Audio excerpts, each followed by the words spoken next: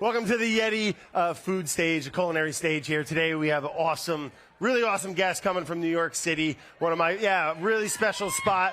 Really cool opportunity to kind of check this dish out. And let me just welcome, we got Don Angie. We got Angie and Scott from Don Angie's in New York. And they're going to be, what are we making today, chefs?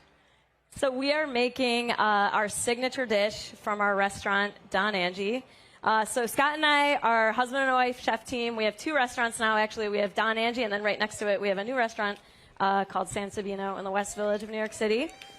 And you guys also, have a new book, right? Pretty out now? Newish, Italian-American. So everything we do is inspired by our Italian-American heritage that we share.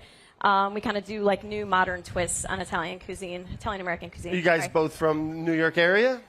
I'm actually originally from Cleveland. Okay. Scott's from New Jersey, like yourself. Right on, yeah. Cleveland, represent. There we go. And you guys do a pretty cool, like a nice little riff on a classic, a real, you don't make a normal lasagna, as I should say, right? We don't make anything normal. No disrespect to the normal lasagna, but ours is a little different. And one same of the great classic flavors, right? I mean, the same Absolutely. kind of does the same effect. Yes. Oh yeah. I think. Well, there's many things that make ours different and unique, and I think kind of better in some ways. One of the things is the fresh homemade pasta. Okay. And Scott's going to show you how we do this. So we use a combination of flours. We kind of dialed in a very specific recipe that allows us to basically sheet the pasta super, super thin, but it still has like a nice bite to it, which I think lends to like a very light finished product for our lasagna. So, yeah, sorry, go ahead. No, so we use a 00 flour, which is like a very finely ground pizza. They use it for pizza, usually, pizza flour. Then we use durum and coarsely ground semolina. So durum is just finely ground semolina. Right. It's the same type of flour. One's just coarse, one's fine. So we add all this into the mixer. And it gives you a little bit more like a toothiness. And oh, yeah. Yes, it also, I think, some flavor as well. Like I think the semolina has a little more flavor to it than the 00. See how this comes together. I don't know how this makes Yeah, beautiful. It's a little suspect. And the recipe's in the book, right? Yes, this recipe's in the book. So this is kind of, we call it a weekend project. There's a lot of different steps. There's like a few different sauces and things that go into it. Yeah, we're going to show you kind of like the highlights. And you can switch up, what you put into the roll. Like you don't have to make our bolognese sauce. You don't have to like make all the things. But, yeah. So 3 different types of flour. Start the mixer because you want the flour to mix before you start adding the wet ingredients. The wet ingredients are just eggs. So all egg yolks first. You're going to put those in, turn the mixer up till it really incorporates into the flour evenly. And you can tell when it's even because the flour, I'll just stop it for 1 second, starts to look like coarse, I don't know if you guys can see this, but it's like a coarse sand. Shaggy biscuit. Yeah, right.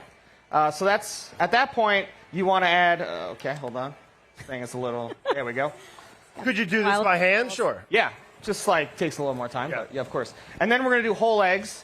And we're going to usually add them 1 egg at a time because even the recipes in the book, I believe it says it, changes on the humidity of where you are, right? So if it's a more humid day, less eggs, drier out, more eggs.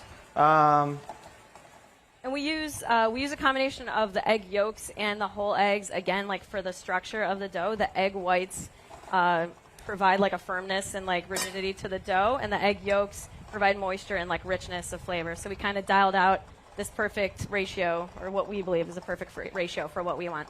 I mean, I've dabbled with some pasta making myself. I love it. Who doesn't? But it's amazing how much of a difference those ratios make. Oh, 100%. Oh, yeah. Yeah. We messed around with this for quite some time. I bet. We landed on something we were Got it dialed in. So it came together pretty good. You're going to see it in 1 second. There we go. Beautiful. This is an important note, too. At this point, like it looks like, kind of still sort of shaggy. Like it doesn't look like a smooth ball. It's going to sit and hydrate, and then it's going to end up looking like this. So this we made a little earlier today. Yep. We just wrap it in plastic and let it hydrate. And At least 30 minutes. Yep. If you're going to roll it that day, don't put it in the refrigerator for sure because that's going to make it super hard. Could you go overnight if you? 100%. Leave it in overnight. Take it out like an hour to 2 hours before you want to roll it. Sure. So in order to use one of these old school rollers, which work great, but the easiest way to do it is to cut this into thin pieces because it'll help you out as you're trying to sheet it, right? You just use a little bit of bench flour just to Well, and Scott, sorry, I think that was a great tip too, man. I think for people making pasta at home is to not run it through cold. Yeah, you don't want to do that. I mean, you can feel this stuff's super soft, right? Running it through cold is just going to break. It's going to break the pasta machine. Yeah. It's going to be super hard. You start with it all the way out as wide as it goes, and you just kind of, old grandma style. This thing, we're having a little trouble with it connected to the table, right? The best. I'll hold it down. Yeah. Anyway, you Hold just it folded steady. it on itself there. Good thing we're married, right? Husband, we're always helping each other out over here. Looks like a married couple. I like it. Once you get to this point, right on the widest one where you have a nice sheet that you like, then you're going to go down and only do it once on each time, right? So you're going to go one by one each time. Not fold it like I just did there, but it's okay.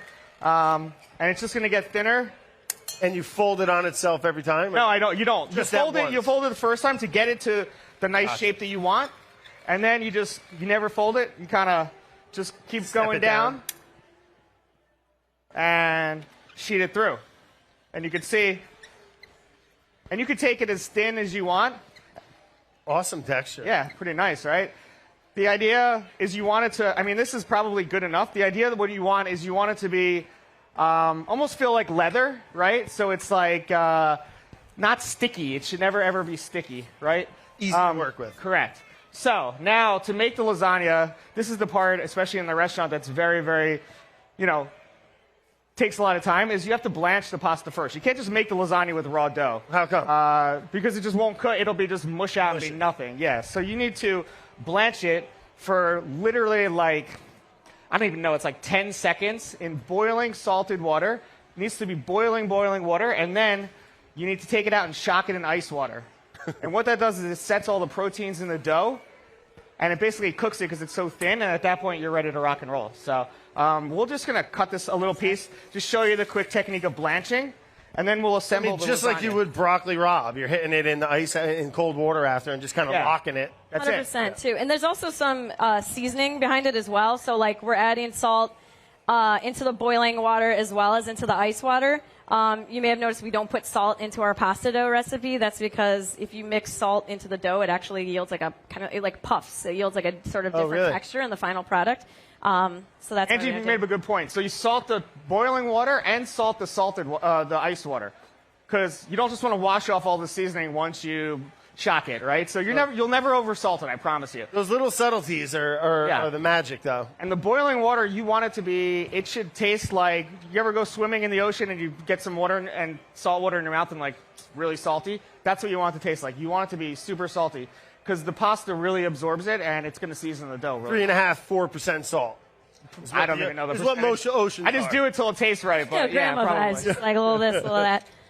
So that was it. I just dropped it in the hot boiling water, transferred it over to the ice water, and then we just dry it off with some clean towels. Pasta's so satisfying, right? I mean, even just working with it, it's a fun thing to do. I mean, it feels so good, right? I feel it. Yeah, Nice, right? it is. So this is actually the size we make in the restaurant. It's a little different than what we just did here. This we make on a Brought them in the commercial one. Yeti down on the plane. Check know? that thing, no Color problem. really changes. Seamless process. Blanch it. Yeah. Yeah, for sure. So these are already cooked, already dried. I have all my pre-made sauces here. It's really important to make the sauces like a day in advance, because you want them to be very cold when you do this process. If you try to do it with warm sauces, it's going to be a mess. Soup sandwich. Yeah. So this is like a classic bechamel that we make with like shallot, garlic, thyme, bay leaves, black peppercorns. Yeah. So just going to spread this on here. Cover you guys the whole make this thing. in other variations, or this is the one? We've done a few. Actually, we at our new restaurant San Sabino for an event recently, we did a lobster version that was really cool. Cool. With like a smoky, like a vodka sauce situation. And we also occasionally make an eggplant parm version of it. I love that. For vegetarians. I got a question for you for eggplant parm, because I take it very seriously. Yeah. Are you going rounds or are you going lengthwise? Lengthwise, and we peel it always. Well, you have to peel it. What are we talking about? Pure laziness See, if you don't peel it. I'm around. He's calling my family lazy. My family doesn't Thick peel rounds. it. So this Oh, you is, don't peel 'em? My family doesn't peel it. Hey, you know what? Super, super, super thin. So like you don't even notice that. You know what I mean? It kind of looks nice. We have an amazing recipe in the book, though. All right. Yes, we do. And we peel it. Scott won that argument. So here we have Whatever. I have a layer of bechamel Evenly coated. here. Yes. I'm going to go in with Parmesan. This is Parmigiano Reggiano. The king of cheese. 24 months. We don't use anything younger than that in the restaurant. Don't be shy with cheese. That's one of our mottos. And then this is. Oh, quick question for you, Chef. I noticed you left a little Yes. glue line there. What is that? Thank you for noticing that. Oh, is that not intentional? No. I don't know. This is actually, you want to leave that area. Thank you for noting that. At the end of this whole process, when I roll it up, this is going to seal it shut. What is a little glue line? Yes, 100%. All right. So then we're going to add some mozzarella. And by some, I mean A lot. a generous helping Is that of like mozzarella. classic low moisture? Yes, this is the meltiest The best. stuff you can get. Use the fresh mozz. It doesn't. It does not. Yeah, well, or it's like not- congeals. you Not know. the tool for the job. Nothing wrong with fresh mozz. I love it, but like to cook with, it's not as good as like this stuff. 100%. Certain preparations. So I'm going to lay the other sheet on top. So each another roll layer. has two. And I'm going to throw down a little bit more of my little glue on the top. Little bechamel glue, huh? Like that. Our bolognese is very special, so we do it in a traditional style, but we add sweet Italian sausage. We add a little bit of fish sauce and Italian fish sauce. Bolognese. Italian fish sauce. Colatura. I like that. Italians actually invented fish. Yeah, a little garum. Yep. The And Romans, right? I don't know if they invented it. Is that true? I'm pretty sure they I did. don't know. That's I don't know debatable. about that. I don't know. I know they used quite a bit of it, and it was a thing back in the day. But yeah, as Scott mentioned, we do like a classic Italian bolognese, but we also add a lot of Italian-American ingredients, such as the sausage. We actually put crushed tomatoes in that, which usually in Italy you're not going to find that. Is a carrot in there? Yes, there's a sofrito with carrots. Yep. Yeah, celery, onion. But I see why you'd want it cold, right? Nice and set up. And Yeah. it's better than when let it sits and gets congealed. And I'm just kind of spreading it evenly. We only use DOP, San Marzano tomatoes. It's Okay. another important part of this recipe. So now I'm ready to roll. And you kind of just want to Just go with confidence all go the way. for it. Yeah. But this Yeah, not the first Little- time you did that. little end there is going to seal shut. I like that. Nice job, Chef. Yeah. All right, round of good confidence on this lady with the roll job. Ideally, at this point, you want to let this guy set up just so it's nice and firm when you slice it. Could you do this? Say I was having like a little dinner party or something. Could I do this ahead of time? 100%. A couple hours, let it sit in the fridge or something? 100%. We've also had a lot of people tell us, that have our cookbook, that they will make it to this point and they'll like wrap it in plastic wrap and like freeze it, Ready to serve go. it another time, and it comes out great. Yeah. But at this point, after it's set up, you're just gonna cut it into nice Little cinnamon buns, little cinnamon pinwheels? rolls. over When we there. designed this recipe, we wanted to make something that looked really nice because lasagna always kind of looks not very pretty. You eat with your eyes and nose first, right? But then when we made it and we ate it, we were like, wow, this not only does it look nice, but it eats way different because it's not stacked and compressed. Right. So it eats a lot lighter. It's super easy to serve because it's like already cut into little things. It cooks in, I just cooked this in literally like 10 minutes. Amazing. And it gets all the crispy edges on each piece, which everybody always fights for. So it's the There's best not just part, the right? corners around the whole thing, and then you're left with that soggy part in the middle. That's a great point. Just even cook time alone, right? You don't have all that density, that cinder block. I remember my grandma cooking lasagna for like 3 hours in the Yeah, oven. 24 days. Yeah. And then Angie's going to put our quick tomato sauce on the bottom. And we're Yeah. using the Yetis. These are amazing for it, actually. I'm just going to arrange it in the pan. Beautiful. So the tomato sauce, very quick and easy. We just crush the tomato. I mean, you could crush the tomatoes by hand. It's basically just a little bit of garlic, olive oil, pinch of salt and sugar, and we finish it. We steep some fresh basil in there, and that's the whole Yeah, recipe. less is more with that, man, right? That looks great. Running out of space here. I made a And then fat right in the roll. oven, and you're a hero. That's it. Yep. Then it's going to go in the oven. We're doing 450, blasting it like Ooh, sorry. high fan. Ooh, hot. Yeah, it's a tricky door, guys. Careful. Leave it open, leave it open. And then it's going to come out, it's going to look like this, if you guys can see. I don't know if they want to come with the camera. And then what we're going to do is we add a little bit of dollops of, this is fresh Italian robiola. It's like Italian cream cheese. You could substitute with cream cheese if you can't find fresh robiola. Or a little ricotta probably wouldn't hurt. Ricotta, it's just a little bit of a different kind of, this is a little lighter and tangier, Sure. whereas ricotta tends to lean a little heavier. We put little dollops in here, and then it just goes back in the oven for like another 30 seconds to a minute just to melt that, and it's done, and that's it. Oh, I noticed you got little samplers, little mini portions. Couple little Is that sneak peek a of little what's to come. surprise? That looks good. The nice thing about this is if you're having a party, you want to make lasagna for a party, you get it made to a point, Right. you blast it in the oven, and then you just take it out and just reheat it and ready to go. The prep and all the sauces and all that. I mean, like any kind of like projecty meal like lasagna, you get that done, and then the rest is kind of easy street, man. For sure. And then tonight, right? You guys, correct me if I'm wrong. Is it 6:30? You guys are doing a little 6 book signing? o'clock, 6 book o'clock? signing. Yeah, right over in the main thing there. If you guys want to check them out, say hello, get a copy of the book. Oh, what are you putting on there, Chef? A little basil? This is actually fresh parsley, Yeah, it you know, is. and a little drizzle of olive oil. So That looks great. that's it. That's it. That's it. Well, hey, I want to Don open up a Angie couple Lasagna. questions. I'm going to give away a nice little set of these Yeti bowls here to the folks that asked the best question here. And, yeah, go ahead, raise your hand. First one back there, yeah. Oh, God, Doc, we're going to need a microphone. Oh, Here we love go. that.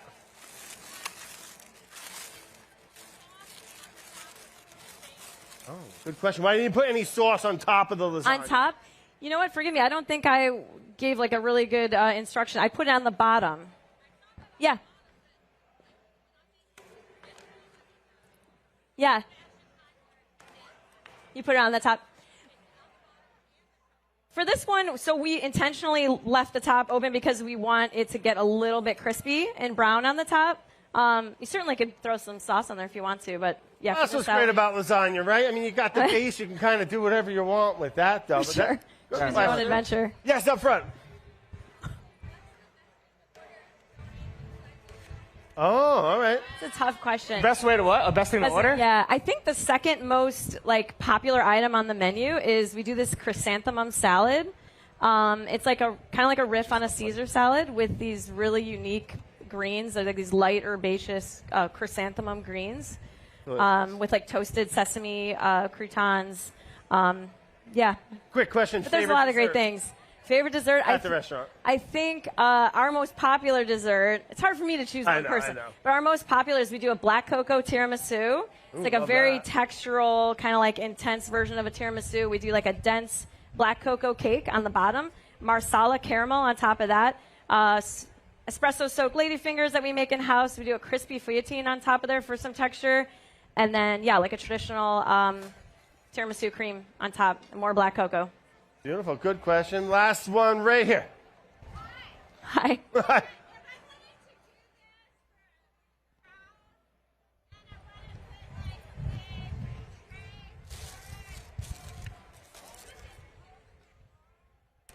What do you mean, like if you set it in the tray and then didn't? Oh, yeah. Oh my God, yeah. This thing is like, yeah. we don't do delivery or anything like that at the restaurant, but people have like taken it home and stuff, and they always comment that it's just.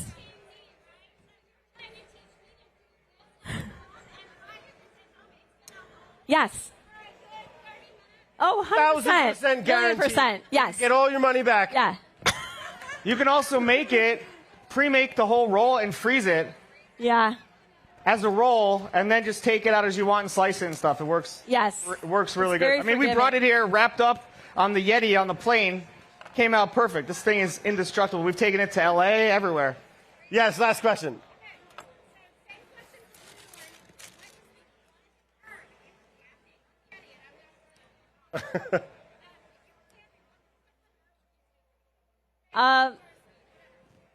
Fresh or dried, or it didn't matter? So my grandmother used to grow a bunch of herbs, and she would like dehydrate them in the sun. And there's something about her oregano that yeah. So we dehydrate our own oregano at the restaurant. It seems kind of counterintuitive, but something about the dehydrate, it like concentrates the flavor, and it's just reminds me of my grandma, you know. But I don't know about you, Scott. What do you think? Herb? Yeah, I was going to say oregano, but if it wasn't an herb, I'd oregano. say, can we just do garlic? It's basically an herb. It's kind of like everything. Oh.